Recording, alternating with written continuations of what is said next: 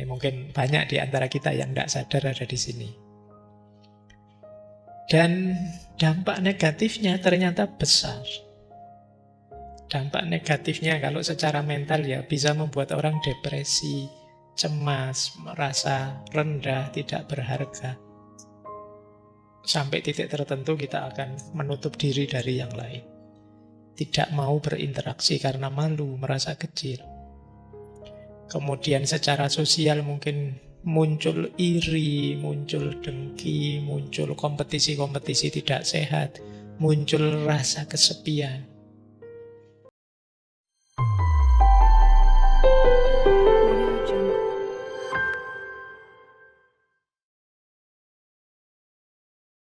Oke, bismillah. Assalamualaikum warahmatullahi wabarakatuh. Bismillah, kita lanjutkan ngaji kita.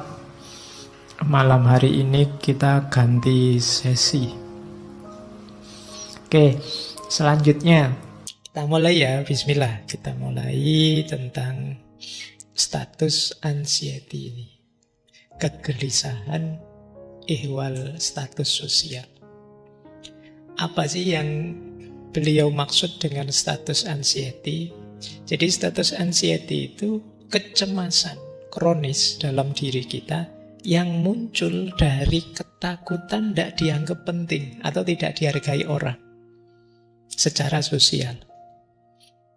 Jadi khawatir posisi kita di tengah masyarakat, saya itu dihargai orang apa diremehkan orang sih? Nah ini namanya status anxiety. Jadi kita kan sering merasa gelisah. Aku itu dianggap penting tidak sih sama teman-teman? Kehadiranku itu ditunggu-tunggu tidak sih sama mereka?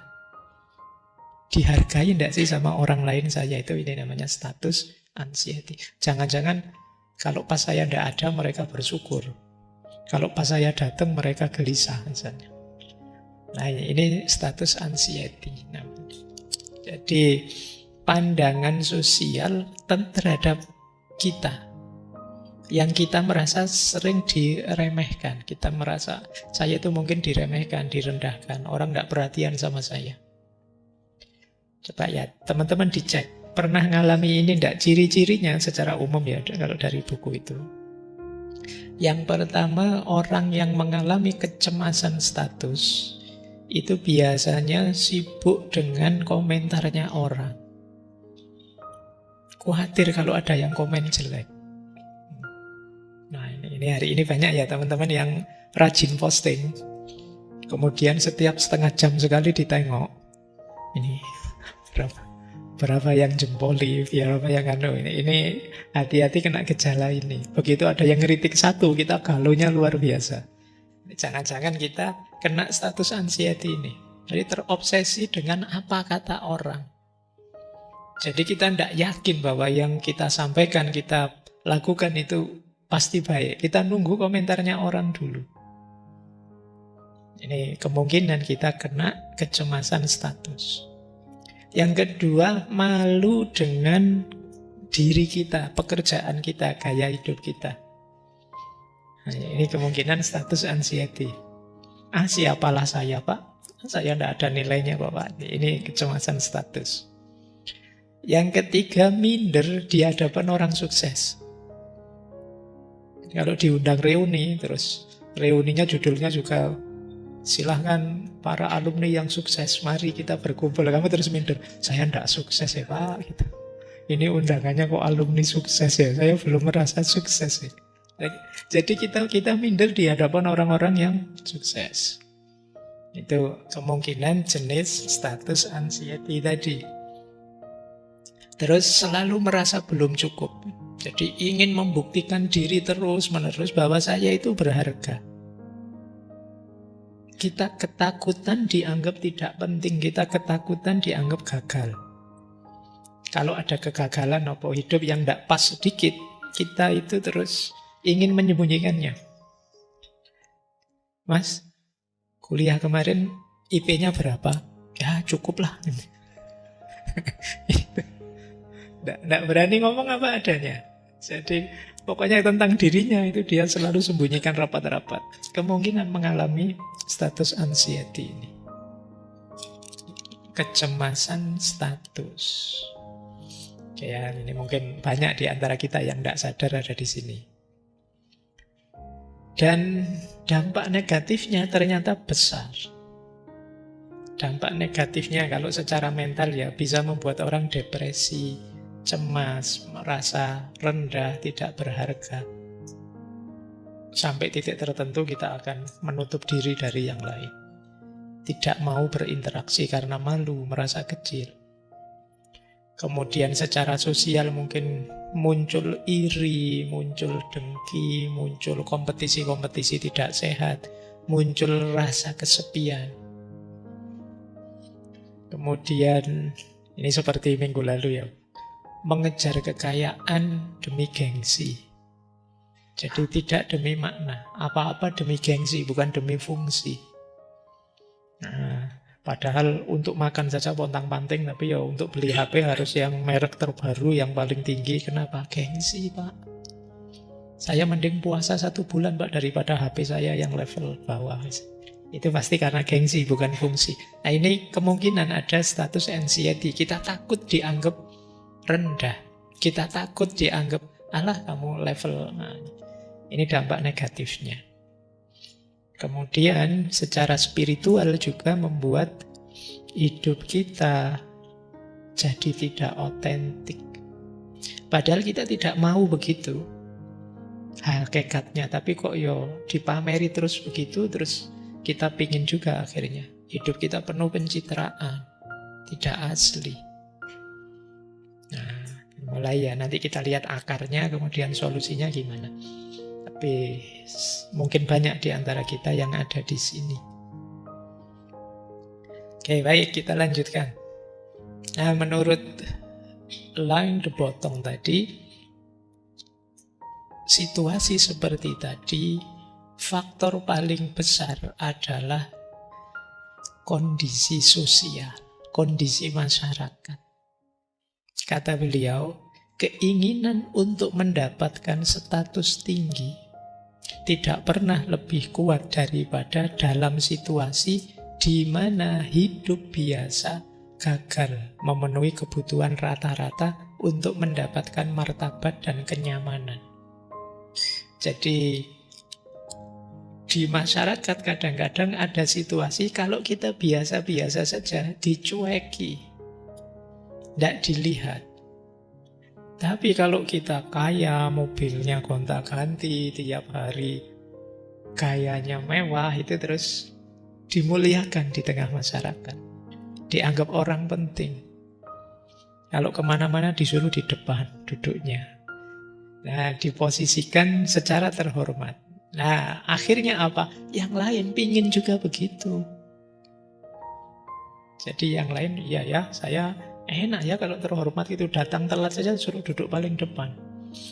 Yang sudah duduk di depan harus dipaksa mundur karena siapa kamu kok duduk di situ, ayo mundur gitu kan. Di masyarakat kadang-kadang ada situasi seperti itu. Itu yang membuat kita terus tertantang, aku harus begitu. Ternyata harus kaya dulu baru dihormati. Ternyata harus punya jabatan dulu baru dimuliakan. Nah, ini situasi seperti ini. Jadi hidup biasa-biasa saja tidak membuat kita dihargai di tengah masyarakat. Harus hidup yang luar biasa dulu. Nah, ini jadi kondisi masyarakat banyak menyumbangkan tadi kecemasan status tadi. Akhirnya apa? Orang ingin meningkatkan dirinya, individualitasnya muncul, egonya muncul, pikirannya pokoknya aku saja. Nah, baik, ada kalimat menarik dari bukunya The Bottom. The more corrupt the community, the stronger the lure to individual achievement. Semakin korup masyarakat, semakin kuat pula daya tarik pencapaian individu. Ya, kita lihat ya, hubungannya apa sih kecemasan status ini dengan struktur masyarakat yang korup. Kata The Bottom, ketika masyarakat korup itu Tidak adil, tidak transparan, penuh nepotisme, ada ketimpangan, penyalahgunaan kekuasaan. Situasi seperti ini membuat orang tidak percaya dengan sistem kolektif. Tidak percaya dengan kehidupan bersama yang ditata. Akhirnya apa? Dia mengejar target pribadi saja. Jadi korupsi itu kalau mengikuti quotes ini itu menghancurkan harapan kolektif. Kalau masyarakatnya sehat, orang itu bangga jadi bagian dari komunitas. Diajak gotong royong, ayo. Diajak kerja bareng, ayo. Saling mendukung, ayo. Tapi dalam masyarakat yang korup, dia melihat kerjasama, kejujuran, idealisme tidak ada gunanya. Saya nggak dapat apa-apa. Saya sudah capek-capek bantu, malah dia yang korupsi, yang enak hidupnya kaya raya. Ini membuat orang pesimis terus dengan hidup bersama. Akhirnya apa? Daripada begitu, saya tak main sendiri saja. Nah, akhirnya terus jadi perlombaan korupsi kan. Muncul kalimat itu kan sebenarnya kita semua punya watak ke sana, cuma tidak ada kesempatan saja. Kita ingin maju semua gitu. Kita putus asa dengan kehidupan bersama. Karena situasinya seperti ini. Oke ya, jadi ternyata kecemasan status tadi yang paling kuat mempengaruhi kita kondisi masyarakat. Oke. Baik. Kita sekarang lihat sumber-sumbernya. Ini setiap bagian ini nanti di buku itu satu bab. Cuma ya kita rangkum saja ya. Apa sih yang membuat orang kecemasan status tadi? Yang pertama, lovelessness. Kurang kasih sayang. Jadi kurang cinta. Tidak hanya kita kan sering membahas kurang gizi fisik kita, jasmani kita. Nah, gizi rohani yang namanya cinta kita mungkin juga kekurangan. Istilahnya debatan lovelessness. Jadi rasa sakit dalam jiwa kita ketika kita merasa tidak dicintai, tidak dihargai, tidak dianggap penting oleh masyarakat. Jadi kadang-kadang ada orang begitu semangatnya, begitu serakahnya mengumpulkan harta. Itu kadang-kadang motifnya bukan karena hartanya atau ingin kayanya. Cuma dia butuh dicintai dan dihormati, sementara menurut dia untuk dicintai dan dihormati itu harus kaya. Di titik itulah dia terus jadi serakah. Jangan lupa, dicintai itu juga bagian dari dorongan jiwa, fitrah kita, tidak hanya mencintai. Kita begitu merasa tidak disukai, tidak dicintai, itu kan gelisah. Kita punya teman misalnya, terus teman ini rasanya mulai tidak senang kita, itu kita kan gelisah. Ketemu saja kita gelisah. Jadi jangan dikira hidup fitrah itu berhubungan dengan cinta itu tentang mencintai saja. Dicintai juga fitrah. Nah, orang yang merasa tidak dicintai, pantas dia sangat cemas. Nah, makanya tidak serta-merta kalau dengan logikanya debatan itu, kok ada orang ingin dihormati, sombong banget ya. Enggak, memang ingin dicintai, dihormati itu fitrah. Karena disitulah dia merasa diakui kehadirannya. Kan ada orang seperti saya bilang tadi loh, kehadirannya sama sekali tidak diharapkan. Atau kalau datang, tidak dipedulikan. Wujuduhu ka'adamihi kalau dalam bahasa Arab. Ada tapi nggak dihitung. Nah, ini kan menyakitkan. Begitu kita datang terus teman-temannya, dia datang, bubar yuk, pulang yuk. Itu nyelekit itu, kamu kurang ajar. Jadi begitu ada dia, kita mending bubar saja. Itu kita sama sekali tidak dihitung. Sudah ngobrol berlima terus beli makan yuk. Begitu beli makan kok cuma 4. Kamu tidak usah lah, kamu kan itu menyakitkan. Tidak dihitung, tidak diperhatikan, tidak dipedulikan, itu menyakitkan. Lovelessness. Kekurangan cinta. Jadi ketika kita punya status yang rendah, kita merasa terlupakan, kita merasa tidak diinginkan, kita merasa harga diri kita jatuh. Ini membuat antara lain status anxiety tadi. kita terus haus kasih sayang, haus perhatian. Kata The Bottom, dicintai berarti merasakan diri kita sebagai objek perhatian. Kehadiran kita diperhatikan, nama kita dicatat, pandangan kita didengarkan, kekurangan kita disikapi dengan lapang dada, kebutuhan kita dipenuhi. Dan dengan perhatian seperti itu kita akan berkembang pesat. Nah, jangan-jangan ini ya, kalau teman-teman, Pak, hidup saya kok tidak berkembang-berkembang sih Pak ya. Jangan-jangan teman-teman kurang kasih sayang. Jadi masih haus perhatian, ingin diperhatikan, ingin didengarkan, ingin kekurangan kita diterima, ingin cita-cita kita dibantu mewujudkan. Dan kita tidak mendapat semua itu. Mungkin pulang ke rumah ketemu orang tua juga tidak dibahas itu. Begitu pulang ke rumah, duitnya enggak, oh gitu. Cuma ditanya uangnya saja. Jadi sama teman juga begitu, kita tidak pernah dihitung. Masing-masing egois. Harusnya manusia ketemu manusia saling menyayangi. Tapi begitu peradaban masyarakat yang korup tadi, yang terjadi ya manusia ketemu manusia saling berkompetisi, saling menaklukkan. Dan itu pahit. Jangan-jangan teman-teman di kampus menganggap teman sekelas ini saingan besok waktu nyari kerja. Jadi bukan sahabat atau teman. Wah, ini teman di kelas saya kok pintar-pintar semua ini. Berat nanti saya nyari kerja ini. Mesti kalah saingan sama mereka. Dari sejak awal kita bikin front sama teman-teman kita sendiri. Akhirnya tadi, hidup rasanya berat. Karena tidak ada dukungan dari sekeliling. Kita merasa sendirian, kesepian. Lovelessness. Yuk. Ini gambaran dari debatan menarik. Kata beliau, ego atau konsep diri kita itu gambarannya seperti balon yang bocor. Dia selalu membutuhkan helium cinta dari luar agar tetap berkembang. Tidak kempes balonnya. Dan dia rentan terhadap tusukan-tusukan kecil pengabaian. Jadi ego kita itu seperti balon. Dia perlu dipompa terus, ditegaskan terus bahwa banyak orang perhatian ke kita kok, masih banyak yang menyayangi kita kok, teman-teman juga menghargai kita perlu itu terus. Begitu diabaikan, itu kita rasanya langsung meletus. Begitu ada teman bilang, alah kamu itu apa? Nah itu kan kita drop itu kan, mungkin 90% teman kita sayang, tapi ada satu saja yang bilang gitu, kamu itu apa? Tidak ada artinya. Itu kan kita kan mesti langsung mengkeret sudah. Kita langsung drop sudah. Yang 90% tidak kita hitung. Yang kita hitung satu tadi. Itu yang dia sebut tusukan pengabaian.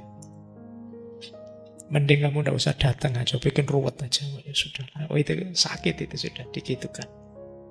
Ini yang disebut lovelessness. Jadi kurang kasih sayang. Kata debatan, itulah nestapanya orang dewasa. Ya, kata dia, only as we mature does affection begin to depend on achievement. Hanya saat kita dewasa, kasih sayang itu mulai banyak syaratnya.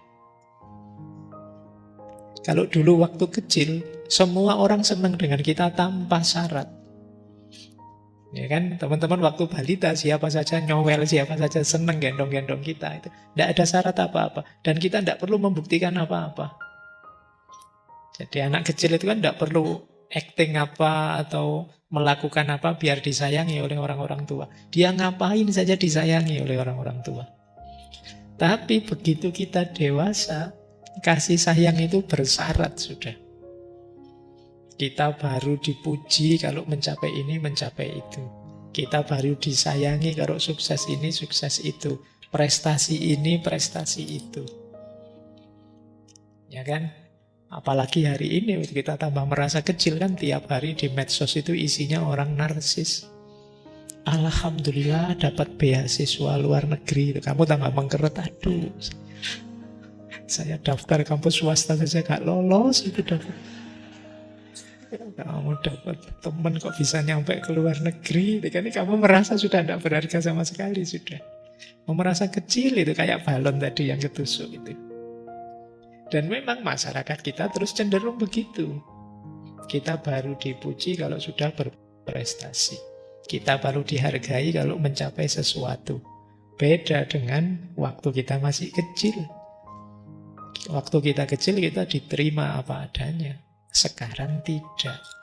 Jadi only as we mature does affection begin to depend on achievement.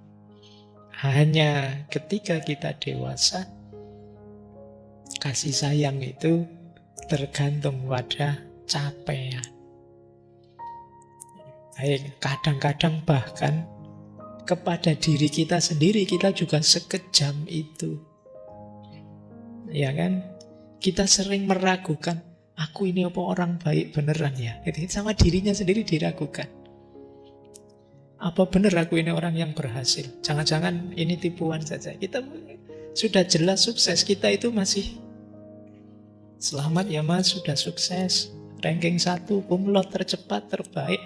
Sama saja pak, setelah ini ya stres lagi, mikir, nganggur itu. Jadi kamu sendiri tidak menghargai dirimu padahal sudah ada capaian. Apalagi orang lain, wong kita sendiri ternyata juga untuk menyayangi diri kita juga bersyarat. Kadang-kadang kita lebih kejam pada diri kita daripada orang lain. Betapa kita kurang kasih sayang bahkan dari diri kita sendiri. Kita tidak mencintai diri kita. Nah, ini sumber pertama. Sumber kedua. Sumbernya kecemasan status adalah expectation. Harapan-harapan yang tinggi. Jadi status anxiety muncul karena ekspektasi hari ini yang sangat tinggi. Kita tiap hari diajari bahwa sukses pasti kita raih asal berusaha keras. Akhirnya kita target ini, target itu. Kadang-kadang secara tidak realistis. Kita lupa bahwa hidup ini tidak hanya tentang kesuksesan. Kadang-kadang juga gagal. Hidup ini tidak hanya tentang naik, sering juga turun. Tapi peradaban hari ini itu tidak mau tahu itu. Pokoknya hidup itu harus sukses, pasti bisa. Dan macam-macam. Ini yang membuat kita sering ketipu. Ini yang mungkin teman-teman akhirnya mudah ketipu. Kalau ada promosi ini, promosi itu. Sampai MLM ini, MLM itu. Itu kan menawarkan harapan-harapan, expectation. Seolah-olah orang gagal itu bukan karena kondisi manusiawi alami kegagalan itu, tapi karena kita kurang sungguh-sungguh. Selalu yang disalahkan orangnya. Jadi akhirnya apa? Ya seperti dulu waktu kita di Yang Julhan itu, yang burnout society, kita kelelahan. Kita mulai cemas. Saya kok tidak sukses-sukses ya Pak? Saya kok gagal terus ya Pak? Saya sudah berusaha kok tidak nyampe-nyampe. Katanya para motivator itu, kamu pasti bisa. Saya kok tidak bisa-bisa ya Pak? Salahku di mana? Tiap hari teman-teman bilang, usaha tidak mengkhianati hasil. Saya sudah berusaha Pak, hasilnya kok pengkhianatan terus. Ya kan, logika sekarang begitu. Kita diajari percaya bahwa sukses itu pasti dalam jangkauan kita. Ini menarik ya, itu saya bawa pembedaan zaman dulu dan zaman sekarang. Zaman dulu itu orang kuat sekali kepercayaannya dengan takdir. Kalau ada apa-apa ya wis pasti nih Gusti, ya wis, itu kan takdir. Itu lebih nyaman mungkin secara psikologi. Kalau hari ini enggak. Kalau kamu gagal ya salahmu. Kamu kurang sungguh-sungguh, kamu kurang serius. Lalu di masyarakat zaman dulu enggak. Abad-abad tengah itu meskipun struktur sosialnya feodal, status itu diposisikan kayak takdir saja. Yo mau gimana lagi, Allah nakdir kita begini. Kita ditakdir jadi orang kecil. Nah itu zaman dulu begitu. Tapi sekarang era demokrasi, meritokrasi, kapitalis, semua orang bilang kalau gagal ya salahmu sendiri. Nah, ini ternyata percaya takdir itu ada untungnya. Paling tidak apa? Ngurangi stres. Karena kita itu lemah. Dalam banyak hal kita tidak menguasai hasil dari apa yang kita upayakan. Maka kesadaran bahwa ikhtiar dalam kuasa kita, tapi hasil ketetapannya Allah. Itu lebih menenteramkan. Oke. Kata lying the button, banyak penderitaan hadir. Bukan karena kenyataan yang buruk, tetapi karena harapan yang tidak realistis. Kita sering melupakan membaca diri kita, sehingga harapan-harapannya tidak sesuai dengan kenyataan diri kita. Itu yang sering membuat kita kecemasan tadi. Keduren cita-citanya. Tidak realistis. Bukan berarti tidak boleh bercita-cita tinggi, tapi seperti kalimat di buku-buku zaman dulu itu loh, bercita-citalah setinggi mungkin. Maksudnya bercita-citalah setinggi-tingginya, tapi yang mungkin. Iya, jangan bercita-cita yang tidak mungkin, nanti kamu kecewa loh. Lihat kenyataan diri kita, ukur. Bukan berarti tidak boleh. Pak, berarti tidak boleh Pak, saya pengen jadi presiden 2029 misalnya. Boleh, tapi kamu rancang ya sesuai hitung dirimu. Oh Pak, saya sekarang mahasiswa semester 1. 4 tahun lagi semester 9. Kelihatannya masih berat ya Pak. Oke, berarti boleh. Saya cita-citanya berarti bukan 2029 Pak, nanti jadi presiden 2045. Kalau belum kiamat ya. Maksudnya bukan berarti tidak boleh mancang yang tinggi, tapi realistis itu 20 tahun lagi Pak, 30 tahun lagi Pak, gitu loh. Jangan kok langsung besok Pak, kalau bisa ya. Kan kalau Allah mengizinkan, iyalah. Ya Allah mengizinkan, tapi hidup ini kan ada sunatullahnya. Ada polanya. Kalau saya tidak belajar, kalau Allah mengizinkan lulus, ya lulus. Tapi kemungkinan besar tidak lulus. Jadi mikirnya kan lebih simpel begitu. Oke, jadi sakit kita sering karena harapan. Tidak selalu yang dimiliki orang lain cocok untuk diri kita, cocok untuk kita harapkan. Expectation sering jadi sumber kegelisahan kita. Iya sih, kalau kita kaya dihargai orang, tapi untuk situasi kita sekarang untuk bisa sekaya itu mungkin prosesnya perlu agak panjang. Kalau segera itu ya agak berat. Memang hidup ini berputar ketika manusia punya keinginan, punya harapan. Tapi harapan yang tidak kontrol itu sebagaimana ketakutan yang tidak kontrol. Ketakutan yang tidak terkontrol melahirkan keputusasaan. Harapan yang tidak terkontrol yang melahirkan keinginan yang tidak realistis. Makanya kalau dalam tasawuf itu khauf dan roja itu satu paket. Takut dan berharap itu satu paket. Tidak bisa dipisah-pisah. Jadi biar takutnya tidak berlebihan, kendalikan dengan harapan. Biar harapannya tidak sembrono, tidak kemana-mana yang tidak realistis, kendalikan dengan ketakutan-ketakutan. Wajar orang takut, tapi jangan setakut itu. Selalu ada harapan, wong kita punya Tuhan.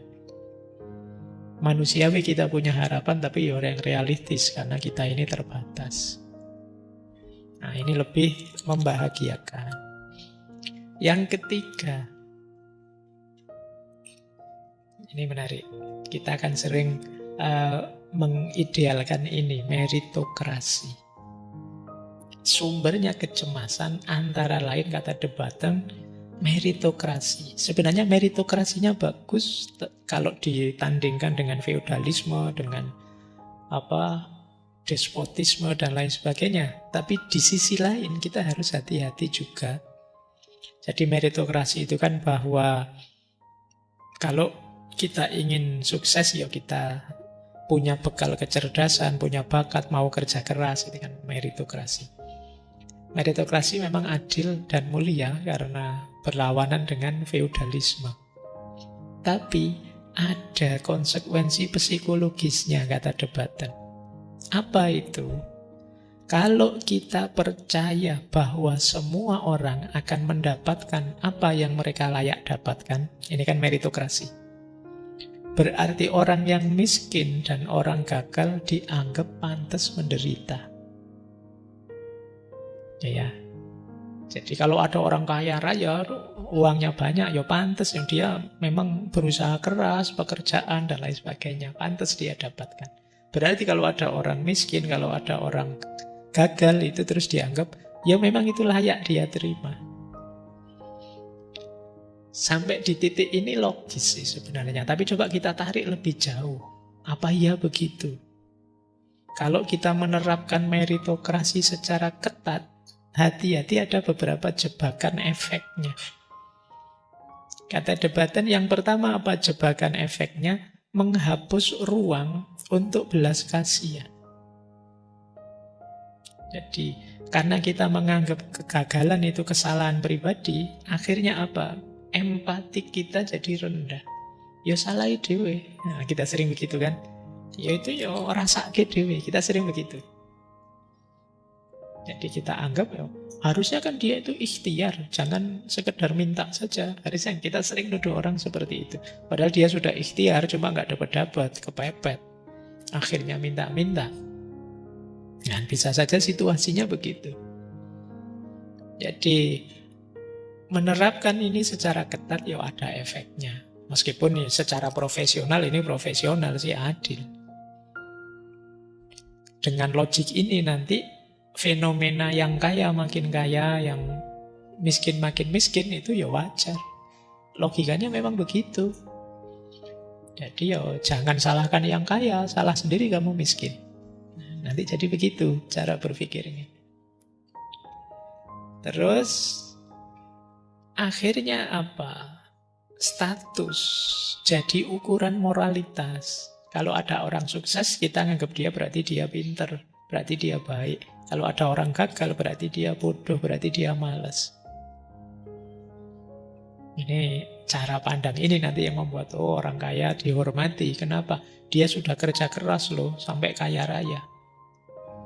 Sementara yang miskin dianggap rendah karena dia tidak keras sih kerjanya, dia tidak serius sih. Ini meritokrasi. Yang ketiga punya efek status anxiety tadi, rasa malu dan harga dirinya rendah. Ketika dia tidak bisa mencapai status tinggi, dia merasa saya tidak bernilai, saya rendah. Padahal mungkin situasi sosial yang membuat begitu. Kesalahannya mungkin bukan karena kurang keras kerjanya, kenalannya kurang dalam. Misalnya, kan tadi kondisi masyarakat itu loh yang menentukan. Tidak selalu usahanya atau kecerdasannya atau apanya. Ya, kalian mungkin juga protes. Loh, gimana Pak bisa kerja keras? Nyari kerja saja susah. Mau serius gimana lagi? Wong situasinya tidak memungkinkan dan lain sebagainya. Jadi tidak selalu salahnya di orangnya. Bisa saja sistemnya, strukturnya, politiknya, dan lain sebagainya. Oke, baik. Ini juga yang membuat orang kemudian merasa galau secara status. Tadi ya, jadi status anxiety. Yang keempat, ini istilah dari Debaten, snobbery. Snobbery ini satu gejala di tengah masyarakat ketika orang dinilai hanya berdasarkan satu aspek hidupnya secara dangkal. Jadi misalnya dari kekayaannya saja. Nah, ini namanya snobbery. Ya ini orangnya kaya sih, tapi dia sombong, dia manipulatif, dia apa, tidak dihitung. Dilihat kayanya saja. Ini namanya snobbery. Atau dilihat sudah punya pekerjaan atau tidak punya pekerjaannya saja. Atau dilihat sudah kawin atau belum kawinnya saja. Melihatnya hanya satu aspek. Kita menilai orang hanya dari satu aspek dirinya. Yang itu kita pakai untuk menyimpulkan keseluruhan dirinya. Padahal hidupnya manusia itu kompleks. Tidak sesimpel itu. Tapi orang hanya melihat satu aspek. Kayak kalian ketemu saya seminggu sekali, pas di sini ngomong filsafat tiap hari. Mungkin bayanganmu saya itu tiap hari ya filsafatan terus. Sampai di rumah ya filsafatan. Nanti ngobrol sama istri sama anak di rumah ya filsafatan. Mungkin bayanganmu ngono. Padahal ini ya kok kan tidak mungkin saya di rumah terus cerita snowberry, cerita itu kan. Tapi mungkin pikiranmu begitu kan, kamu ngertinya itu. Jadi apalagi sekarang era medsos ya, orang semua berlomba-lomba mencitrakan dirinya. Seolah-olah orang ini itu isinya itu saja. Kalau orang itu isinya ini saja. Ini snowberry namanya. Nah di masyarakat snowberry itu biasanya statusnya. Pak guru loh dia ini. Nanti di masyarakat ya ini intelektual kalau di kampung, di desa. Ini orang kaya loh ini. Oh ini pejabat loh ini. Nah itu hanya dilihat ininya.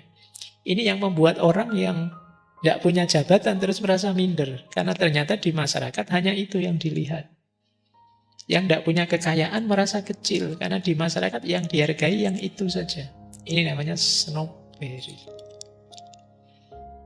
Jadi menilai orang misalnya dari pekerjaannya. Di situ contohnya ya. Yang situ dokter, yang sini tukang kebun. Yang penting sekolah berarti pinter gitu. Saya pernah di kampung itu zaman kecil, zaman saya kuliah. Satu ketika main ke tetangga, terus listriknya konslet mati. Terus tetangga saya bilang gini, tuh Mas Faiz, mbok tolong dibenerin, sampean kan sekolah tau gitu. Dia anggapnya, ya mau tak jawab, nggak kuliah, sekolah, cuma kan jurusannya filsafat. Hubungannya apa sama listrik? Tapi kan kalau di desa, ya pokoknya dianggap kuliah berarti orang pinter, kan gitu aja. Nggak ngerti jurusannya apa. Itu masih untung, kadang-kadang susah membedakan antara dokter dengan dokter. Oh itu lebih ngeri lagi itu kalau di rumah. Oh, Mas Faiz ini dokter nggih? Apa deh itu takoni obat ya mesti ya. Jadi itu masyarakat. Jadi dia hanya melihat satu aspeknya saja. Itu yang disebut penyempitan nilai. Jadi kata Dobaten, manusia disempitkan nilainya hanya di satu variabel saja. Ini yang sering kita begitu ya. Melihat orang ya seperti biasanya tampil. Padahal keseluruhan hidupnya tidak hanya itu. Snobisme ini di mana bahayanya? Kata Alain de Botton, dia membuat orang berlomba-lomba mengejar status eksternal agar dihargai sesuai yang dihargai di masyarakatnya. Kalau di masyarakatnya yang kaya yang dihargai, dia akan berusaha untuk kaya. Kalau jabatan yang dihargai, dia akan berusaha mengejar jabatan. Ini snowberry. Sementara yang merasa di luar kualifikasi terus jadi minder. Ya tadi muncul perasaan-perasaan siapalah saya dan lain sebagainya. Istilah ini saya ambil dari bukunya ya. Jadi menurut Dobaten, kata snowberry itu pertama kali digunakan di Inggris tahun 1820-an. Jadi kata ini berasal dari kebiasaan banyak akademisi perguruan tinggi di Oxford dan Cambridge yang menuliskan ini istilahnya sine nobilitate, yang artinya tanpa bangsawan atau snob. Jadi kalau ada siswa kok orang biasa bukan bangsawan, itu di belakang namanya ditambahi snob. Snob itu sine nobilitate. Jadi yang artinya untuk menegaskan ini orang biasa bukan bangsawan. Jadi mungkin kalau di sini yang bangsawan pakai R, kamu nambahi BR. Nah, BR itu bukan R, bukan Raden. Ya. Mungkin kalau yang bangsawan R itu artinya rakyat, kamu R itu ini R itu artinya Raden, kamu pakai artinya ini. Kalau saya R juga Pak, artinya apa? Rakyat. Gitu, misalnya. Sama-sama R-nya. Nah kalau di sana itu pakai S-nob. Nah ini S-nob itu berarti orangnya statusnya rendah. Beda dengan kelompok bangsawan. Nah pada akhirnya istilah ini di era modern dipakai dengan makna yang agak bertentangan. Yaitu orang yang tersinggung karena kurangnya status tinggi pada orang lain. Ini jadi orang yang tidak berkenan kalau dia dianggap rendah. Oke, baik. Ya. Boleh nanti kalau kalian pakai ya, kalau merasa S-nob. S-nob itu ya temannya SAG, S-fil, apa SA. Nanti kamu ditanya ini sarjana apa S-nob itu. Maksudnya sarjana kelas rendah yang bukan bangsawan. Baik, jadi snobbery jadi sumber keempat. Lahirnya kecemasan status. Yang kelima, apa sih yang membuat orang cemas? Dependensi. Dependensi itu ketergantungan kita pada pendapat orang lain. Ketika dipuji orang, kita merasa semakin berharga. Dicaci orang, kita merasa jatuh. Ya memang manusia itu makhluk sosial. Kita tidak pernah bisa lepas sama sekali dari masyarakat. Termasuk komentar-komentarnya, termasuk pujiannya atau kritiknya. Tapi kata debatan, dalam masyarakat modern banyak orang yang kecanduan, ketergantungan kepada masyarakat dalam bentuk komentar, dalam bentuk validasi. Kita baru merasa baik-baik saja kalau komentarnya orang juga baik-baik saja. Kita merasa bernilai kalau yang kita lakukan tidak dikritik orang, bahkan dipuji orang. Ini namanya dependensi. Ya wajar sih ya, dipuji orang itu senang. Kemudian dikritik orang kita gelisah, itu manusiawi. Tapi kalau berlebihan, jadi negatif. Kalau kita sampai level ketergantungan, itu akan memberatkan kita sendiri. Ya sama seperti saya bilang tadi loh. Bikin posting saja itu setiap 30 menit sekali kita tengok. Yang komen kok cuma 2 ya. Terus besok ditengok lagi, masih 2 saja. Jangan-jangan error ini. Yang disalahkan Instagramnya, yang disalahkan Twitternya. Padahal memang tidak ada yang komentar, kita dianggap siapa. Jadi beda dengan yang centang biru, yang namanya besar, yang dikenal itu baru muncul sebentar sudah ratusan ribuan yang nge-like, yang komen juga banyak. Itu yang membuat terus kita merasa kecil. Siapalah saya Pak, follower saya cuma 20. Itu pun beli. Ya. Oke. Nah, kamu merasa kecil di hadapan yang besar-besar. Kenapa bisa begitu? Kok sesedih itu kamu? Karena dependensi. Kita mengalami ketergantungan, apalagi hari ini era pencitraan besar-besaran dalam hidup. Apa sih negatifnya dependensi? Orang yang terlalu tergantung dependensi, akhirnya apa? Identitasnya rapuh, dia mudah goyang. Melakukan apa saja, nunggu validasi sosial. Kita tahu saya itu cocoknya ini loh Pak, tapi begitu temannya komentar, enggak, kamu cocoknya begitu, terus kita goncang. Secara identitas rapuh. Yang kedua, kehilangan otonomi batin. Kita seperti membuang diri kita sendiri demi orang lain. Sebenarnya saya tidak ingin ngaji filsafat sih Pak, tapi teman saya loh. ngajak ngaji terus misalnya. Kalau tidak ngaji saya dianggap bukan generasi masa kini, bukan generasi ideal, bukan gitu. Ya terpaksa saya ikut. Itu kita sedang membuang diri kita demi orang lain. Kehilangan otonomi. Saya tahu sebagian besar di sini yang kuliah merasa salah jurusan. Iya Pak, saya kok dulu ambil jurusan itu ya Pak, mau coba ganti jurusan. Itu banyak yang begitu. Kenapa sih kemarin kok salah jurusan? Karena kalian terlalu banyak mendengarkan keluar, tidak menanyakan ke dalam. Temanmu yang sana, saya kedokteran, yang sini saya itu. Saya sebenarnya ingin kedokteran Pak, tapi kok malah jadinya filsafat Pak, gitu. Nggak diterima Pak saya di kedokteran.